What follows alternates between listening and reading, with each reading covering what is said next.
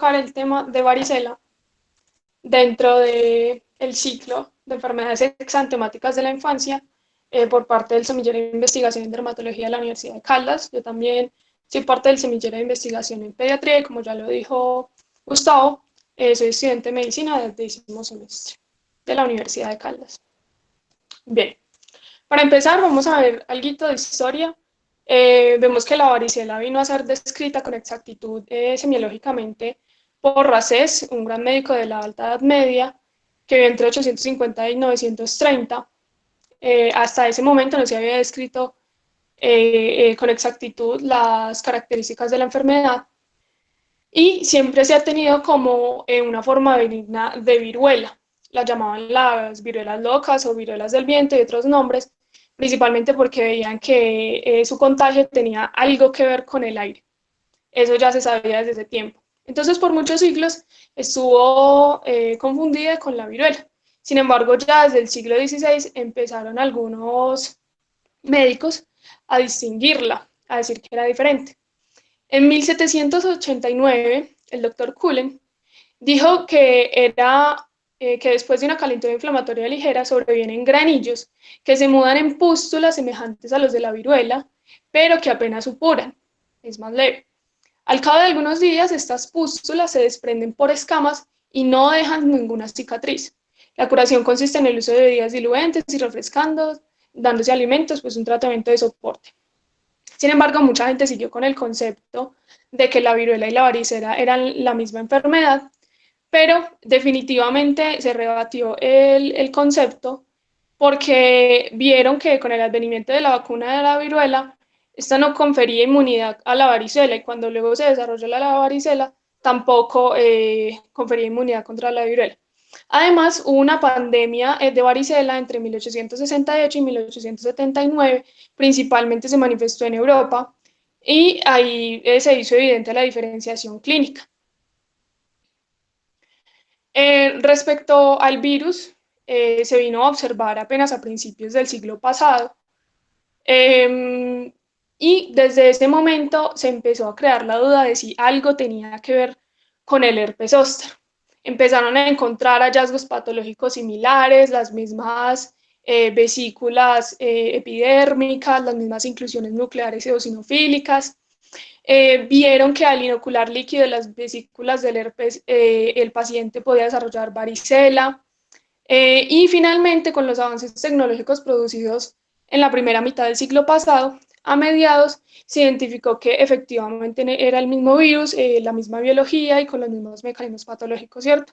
Algunos han hecho la analogía con la tuberculosis, como si la varicela fuera la infección primaria y la reactivación de la infección latente fuera la tuberculosis secundaria. Y respecto a la vacuna, apenas se aisló el virus para la vacuna en 1970 en Japón. Allí se creó la vacuna de la cepa atenuada OKA y fue también Japón el primer país en hacer vacunación universal a todos los niños. Bueno, respecto a la epidemiología, es una enfermedad de distribución mundial. En los países templados se da en cualquier época del año y el pico de incidencia respecto a la edad se da entre los 5 y los 9 años. Antes de la vacunación, más del 90% de las personas habían tenido varicela a los 20 años de edad. Por lo menos en Colombia, que la vacunación empezó en 2015, antes de esta habían alrededor de 850 casos por cada 1.000 habitantes y bajó a 308 casos por cada 1.000 habitantes en 2018. Además, también se vio que disminuyó la tasa de hospitalizaciones y esto nos habla un poco de la tasa de complicaciones que había. Respecto a la virología y cómo el virus... Mayra, perdón. Hay una cosa muy importante en lo que tú dices de que la vacunación fue en el 2015, es porque a partir del 2015 entró a ser parte del PAI, ¿cierto? Del Plan de Empleo de Inmunización pues obligatorio. Eso quiere decir que los niños nacidos a partir de ese año sí van a tener la vacuna. Y digamos que nosotros, los que estamos grandes o los que nacieron antes de esa fecha, o tienen inmunidad natural porque les dio varicela, o tienen que vacunarse y ya aparte, pues ya es pues la vacuna ya la tienen que adquirir y comprarla. Y es muy importante sobre todo para cuando estén frente a casos sobre si sospechan o no sospechan, pues si piensan o no piensan que es varicela, recuerden la parte de la vacunación y el carnet de vacunación, pues que es súper importante. Listo, gracias. Vamos a hablar entonces un poquito de la virología y cómo este virus infecta al humano. Es un virus ADN bicatenario con envoltura y el humano es el único reservorio. Pertenece a la familia de Herpes viridae y dentro de la familia de Herpes viridae se encuentra la subfamilia de los alfa Herpes viridae, junto con los virus del herpes humano 1 y 2. Y esta agrupación en subfamilias es importante porque tiene algunas implicaciones dentro de los mecanismos de infección. Como vemos, esta subfamilia infecta principalmente las células mucoepiteliales y la varicela zoster específicamente infecta también los linfocitos T. Además, también hacen latencia en las neuronas, específicamente en los ganglios sensitivos, de los nervios craneales, autonómicos y entéricos del sistema nervioso periférico. Recordemos que el ganglio craneal más afectado es el trigeminal, que en la reactivación da el síndrome de Ramsay-Hunt. Y las formas de contagio va a ser por contacto directo con las secreciones de las vesículas o vía respiratoria por aerosoles. Por eso es tan contagiosa. Bien, ¿cómo el virus infecta las células? Por ser un virus con envoltura, llega a las células y se fusiona con su membrana y libera la cápside. La cápside libera el ADN del virus a través de los poros nucleares. Allí, dentro del núcleo, adquiere una forma circular para su duplicación y expresa las proteínas virales. Es muy similar a como lo hacen todos los herpes virus, de una manera secuencial muy precisa, donde primero expresa las proteínas tempranas, inmediatas, IE, las proteínas tempranas E y las proteínas tardías L, que van a permitir la duplicación del ADN y la fabricación de la nucleocápside, la cual va a salir y la envoltura es generada en el sistema de endomembranas junto con las glucoproteínas.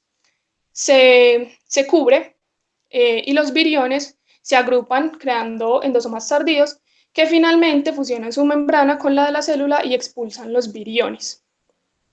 ¿Qué pasa en la latencia?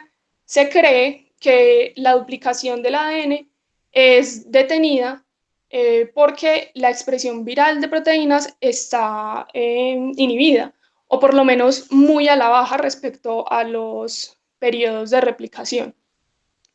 Entonces allí se mantiene en las células de los ganglios nerviosos y mantiene hasta que un factor estresante en el organismo o una infección puede hacer que se reactive la replicación viral y genere el herpes zóster.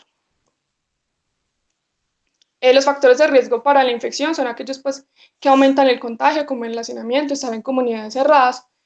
Esta es más o menos la historia de la enfermedad. Entonces el virus entra por vía respiratoria generalmente, infecta las superficies mucosas y de allí va a los nodos linfáticos donde infecta las células T. En los nodos linfáticos se da la primera replicación que va a generar la viremia primaria. Esta viremia primaria hace que el virus se disemine por vía hemática y llegue a diversos órganos. Los más importantes van a ser el hígado y el vaso, que es donde se va a dar la replicación, la segunda etapa de replicación y da la viremia secundaria, ¿cierto? Además, en los pulmones es importante porque la replicación en ellos va a dar la pauta para la transmisión a través de los aerosoles. Entonces, por eso es que la viremia secundaria coincide con el inicio del periodo contagioso. Más o menos unos 3 a 5 días después empiezan las manifestaciones clínicas, que van a consistir básicamente en fiebre, síntomas generales y el rash característico. Entonces, esta segunda viremia da lugar a la infección en la piel. Luego de que resuelve la infección en la piel, el virus asciende retrógradamente hacia las neuronas y queda en latencia pues, en los ganglios linfáticos. Generalmente, esta infección primaria da lugar a inmunidad de por vida y básicamente, como es también contagiosa, es susceptible cualquier persona que no haya sido infectada y que no haya sido vacunada, que esté en una zona endémica, que es básicamente todo el mundo.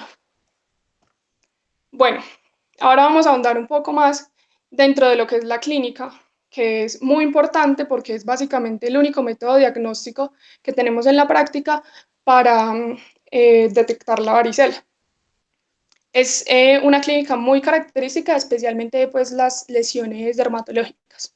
El periodo de incubación va a ser de aproximadamente 15 días, pues mientras se dan las dos fases de viremia, pero puede tener un rango de entre 10 y 20 días.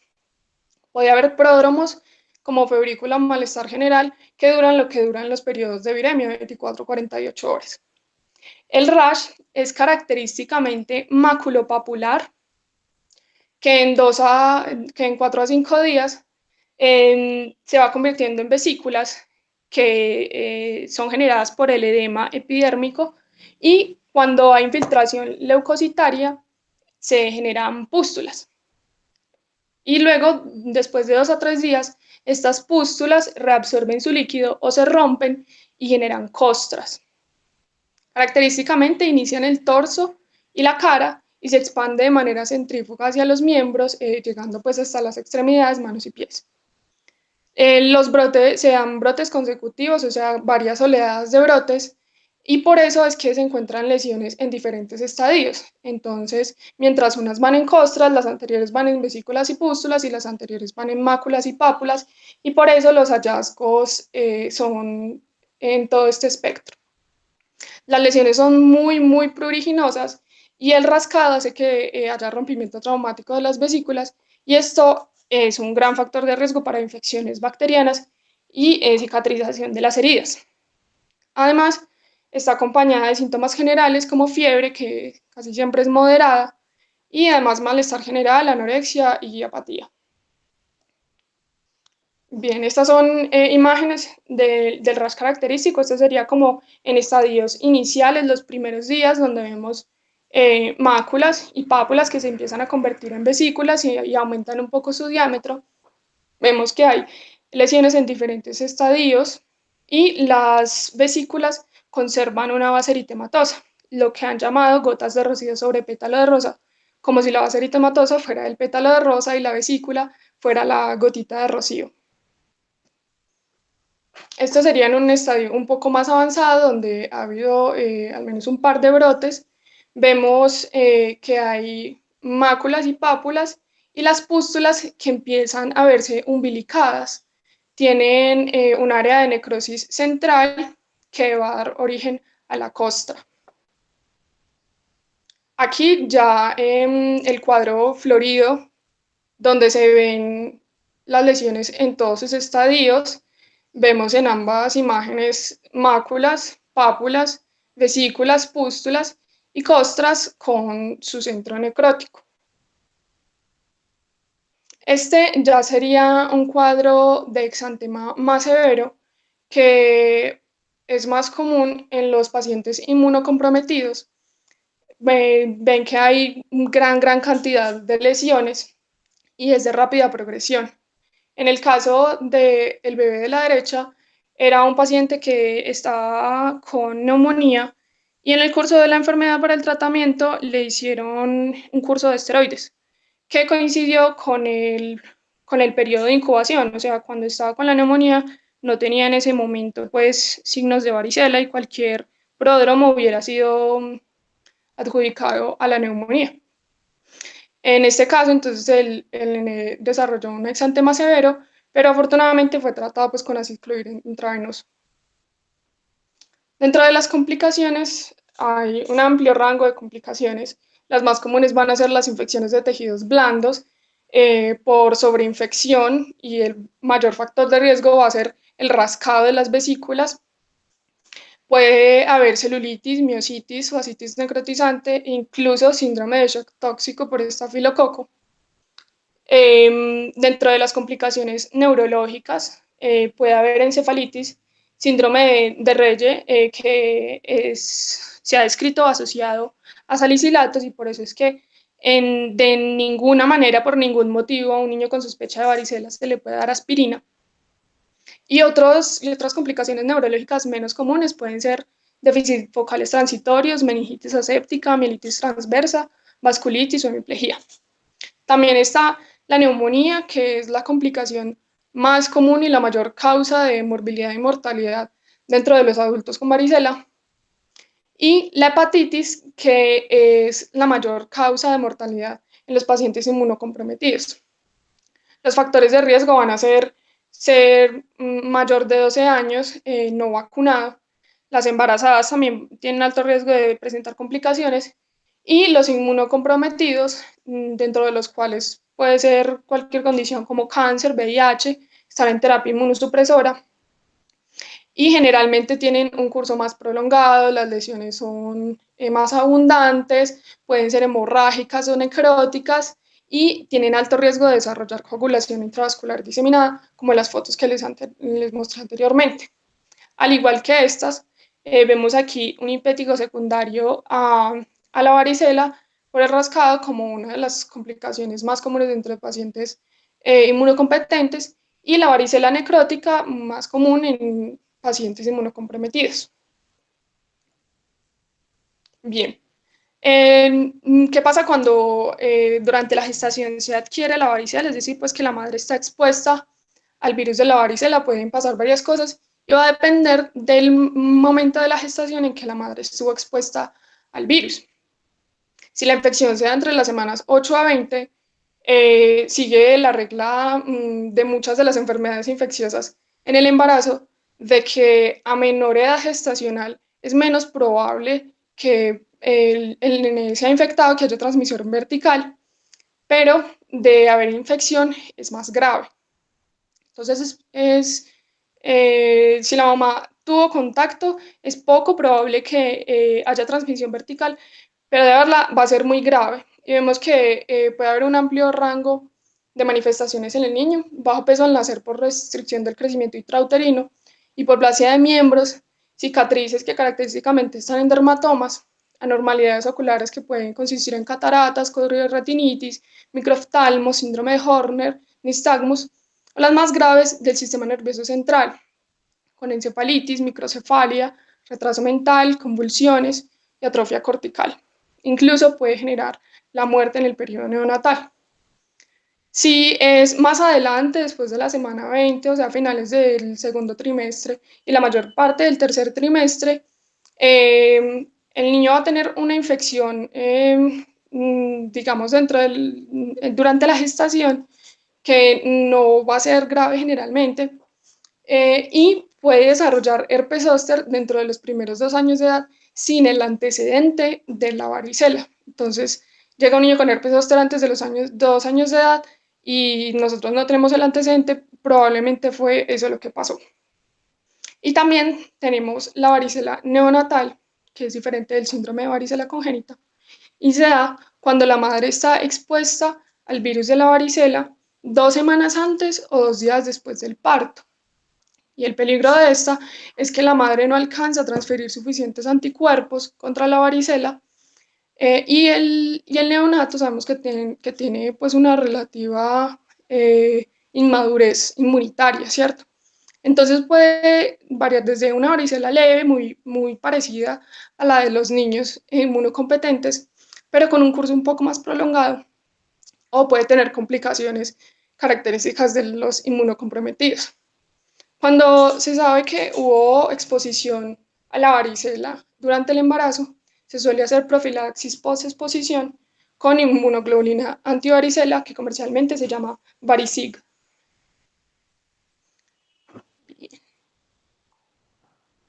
Dentro del tratamiento.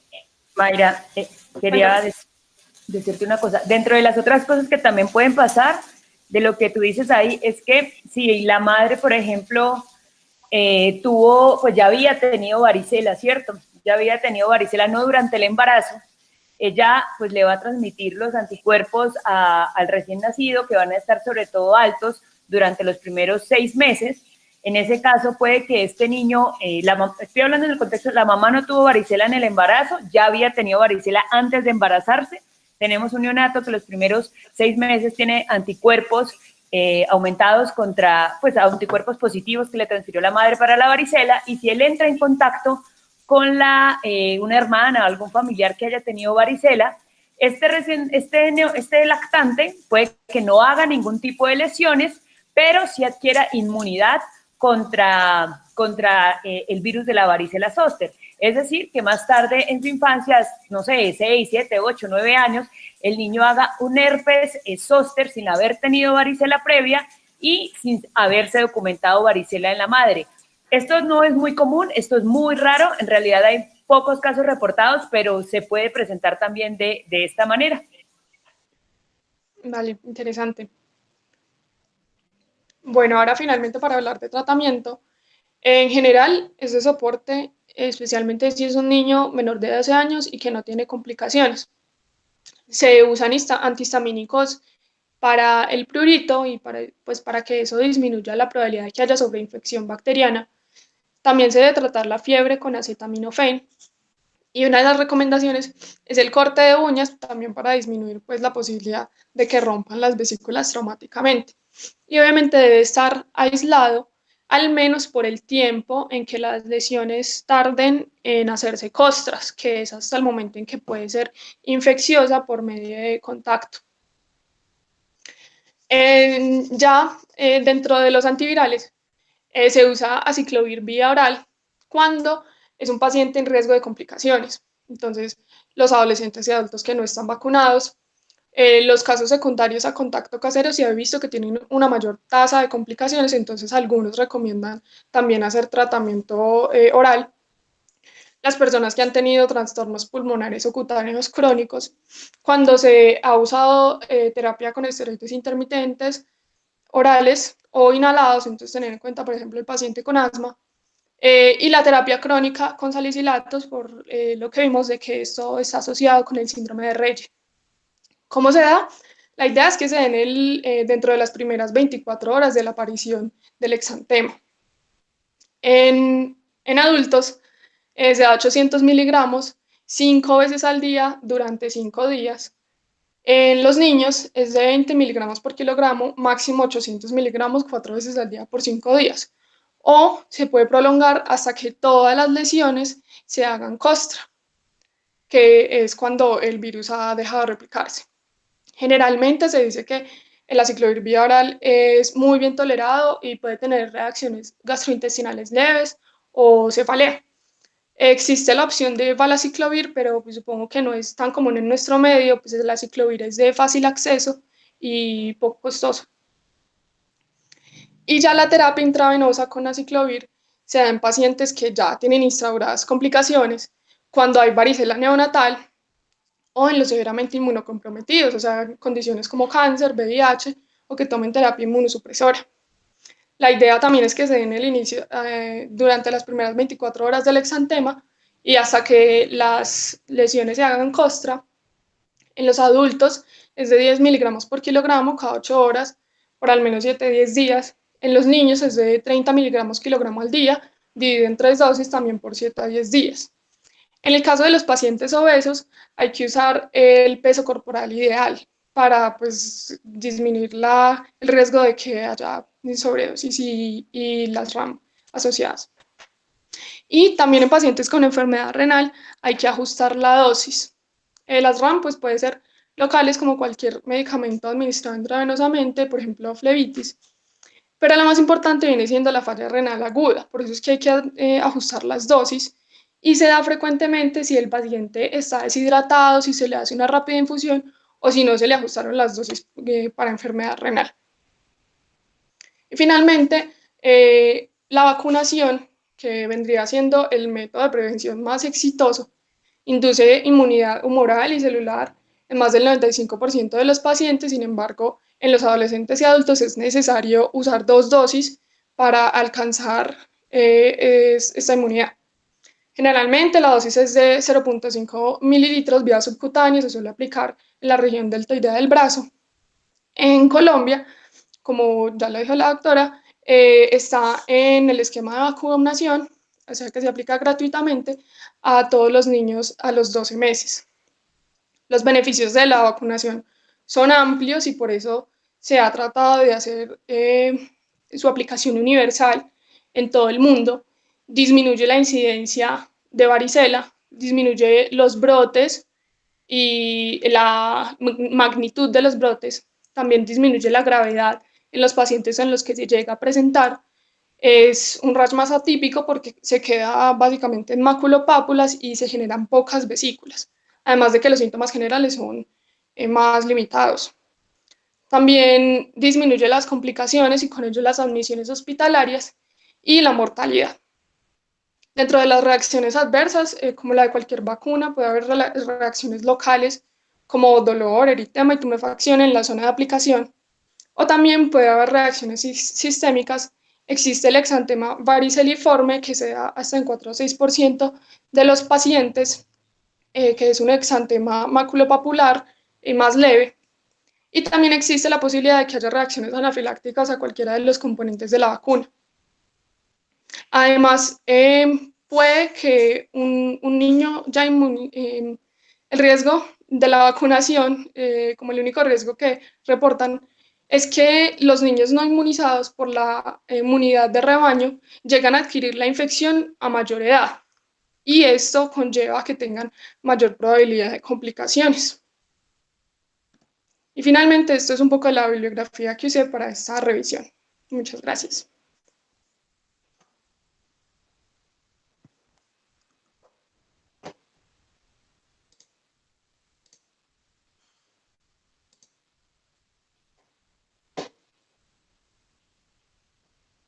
Muchas gracias, Mayra.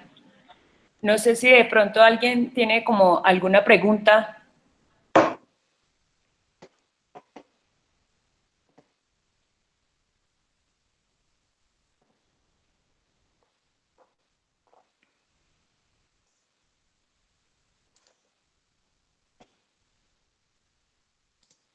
Bueno, Mayra, muchas gracias por tu revisión. Yo quería pues agregarte algunas cosas a lo que tú has dicho. De lo que tú dijiste es muy cierto. En el hogar, pues las personas que adquieren la varicela por el hogar, esta tiende a ser incluso más complicada porque digamos que la exposición a la carga viral es mucho mayor. Casi que el 90% de los que conviven con un niño o una persona que tenga varicela, pues le va a dar varicela si no tiene pues la inmunidad previa. En cuanto a la clínica, es muy, muy, muy importante tener en cuenta que incluso se ha hablado como de un cielo estrellado, porque las lesiones están en diferentes estadios mientras dure la replicación viral. Entonces vamos a ver máculas, pápulas, pústulas y costras al mismo tiempo. La lesión, digamos que infectante, son las vesículas. Entonces, mientras hayan vesículas, todavía está activa la infección. ¿Cuándo saber que ya no es contagioso el paciente? Cuando todas las lesiones se encuentran en estadio de costras. Eso significa que la replicación viral se ha detenido y que el paciente ya no es contagioso. Recordemos que pues, la principal forma de adquisición es a través de la vía respiratoria, por contacto también se da, pero es menos probable que la vía a través de respiratoria. Por eso estos pacientes hay que aislarlos si los tenemos hospitalizados. Recordar que cuando les lleguen a la consulta en urgencias, esto hay que darles incapacidad, no los podemos mandar así para el colegio, pues a estos niños porque van a contagiar a los demás. Siempre mirar la parte de la cavidad oral porque estas lesiones o esta viremia es como tú bien lo explicaste, hay dos fases de viremias de replicación sistémica, entonces mirar la parte de ellos también se producen lesiones en mucosas, preguntar por síntomas, sobre todo a nivel pulmonar. Y es muy importante también que la mayoría de las lesiones se van a concentrar principalmente en cabeza y en el tronco, que es donde van a aparecer las primeras lesiones y de ahí se distribuyen pues a las extremidades. En cuanto a la fiebre, que es de las cosas pues que más también preocupan a los padres, la fiebre va a continuar apareciendo mientras aparezcan lesiones nuevas.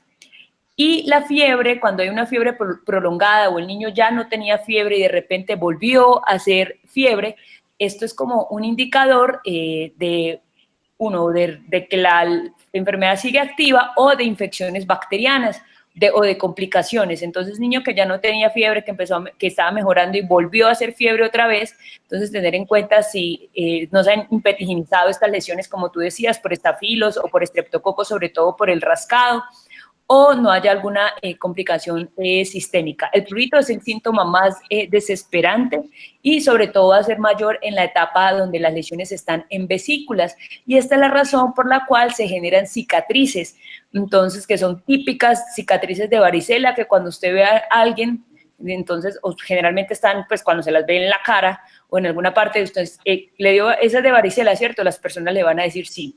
Muy importante tener en cuenta que en Colombia la varicela es de notificación obligatoria, entonces todo paciente que les llegue con varicela tiene que llenar la ficha epidemiológica.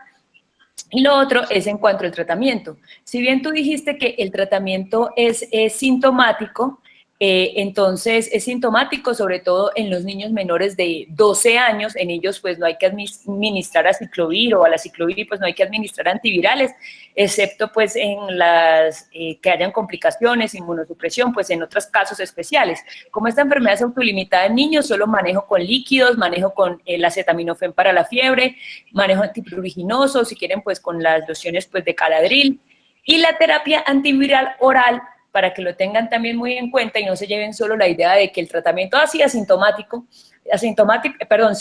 para niños menores de 12 años, pero para los niños y adolescentes inmunocompetentes que no estén vacunados, es decir, sobre todo los mayores de 13 años, los casos secundarios con contacto doméstico, porque dijimos que eran los que más hacían complicaciones, como tú ya dijiste, niños que tengan enfermedades cutáneas, enfermedades pulmonares crónicas, entonces los pacientes por ejemplo, con dermatitis atópica, que usan esteroides orales inhalados, todos esos pacientes van a recibir la terapia oral con aciclovir, que es la que está en el POS.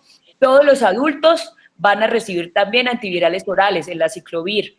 Todas las mujeres embarazadas también tienen que recibir antivirales, embarazadas y adultos inmunocompetentes por vía oral. Y la vía intravenosa, como tú ya dijiste, pues VIH, malignidad y los pacientes que están inmunosuprimidos, que la dosis va a ser pues igual. Muy importante también tener en cuenta la parte del herpes zóster, pues que incluso estas son exantemáticas pues virales en la infancia, pero pues tenerle en cuenta, el herpes zóster no es tan común en niños, pero ya explicamos en qué casos podría presentarse pues en menores de 18 años. No sé si alguien tenga alguna pregunta o quiera de pronto como agregar algo.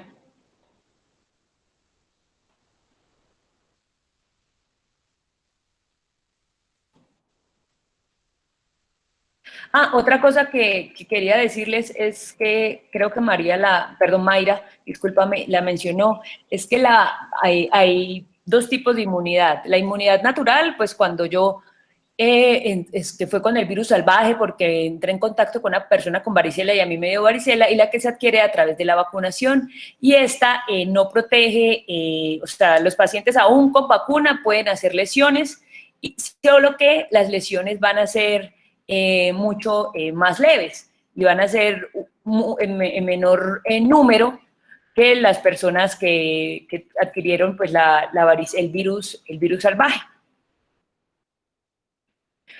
Otra cosa para que se me olvidaba, entonces, por ejemplo, en un paciente que tenga herpes zóster, por ejemplo, aunque pues yo creo que este tema podemos ampliarlo mucho más después, sobre todo por la parte pues que es más de adultos, el herpes zóster no se adquiere por contacto, o sea, el herpes zóster no se adquiere por contacto con una persona que tenga varicela, ni por contacto por una persona que tiene herpes zóster, ¿cierto? O sea, no sé cómo explicarlo. Bueno, en conclusión, el herpes zóster, pues para uno darle el herpes zóster, uno tiene que haber tenido o el antecedente de varicela o, pues sí, el antecedente de la exposición al virus. Y lo otro es que lo que sí es que una persona con herpes zóster es contagiosa. Entonces, una persona que tenga herpes zóster y se entre en contacto con una persona que no ha tenido contacto con el virus, es decir, que no le ha dado varicela, lo que le va a dar es varicela a esa persona que tuvo contacto con el herpes zóster, porque esa es la primoinfección.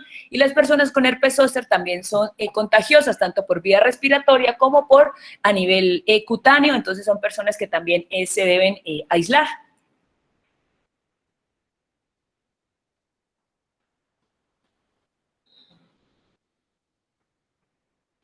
Entonces, nuevamente, ya no sé si alguien tenga más preguntas o algo que agregar, pues que se las podamos aclarar entre todos.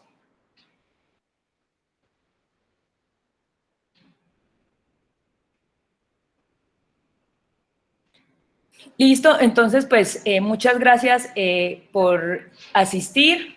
Eli, tenemos una pregunta de Rosa Inés, de Rosita. Ella nos dice, ¿por cuánto tiempo son contagiosas las lesiones del herpes zóster? Bueno, es muy similar a la... Espérame que yo tengo abierto aquí desde el celular también y me está sonando 2 veces a mí. Ya. ¿Ahí me escuchan? ¿Aló? Sí, Eli, Sí, te perfecto. estamos escuchando. Listo. Entonces, es muy similar a las lesiones de la varicela. Pues cuando sin embargo, es menos contagioso que la varicela, ¿sí? Pero son más o menos cuando ya las lesiones también estén en costras, ahí en el herpes zóster la persona no es contagiosa. Porque acuérdense que la parte de la lesión primaria, pues primaria no porque acá hay varias primarias, pero la parte de las lesiones de las vesículas son las que nos hablan de que hay una replicación viral activa. Y acuérdense pues que va a quedar en el ganglio sensitivo pues a nivel de la raíz dorsal.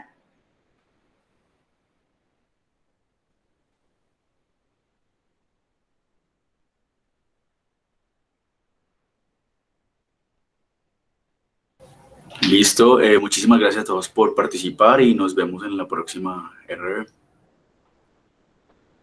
Perfecto. Que les vaya muy bien. Muchas gracias pues por participar en estas charlas. Muchas gracias a Mayra, muchas gracias pues al Semillero de Pediatría y a CIDER por seguir asistiendo. Y nos vemos pues ya para continuar en este ciclo pues de las infecciones exantemáticas. Que les vaya muy bien.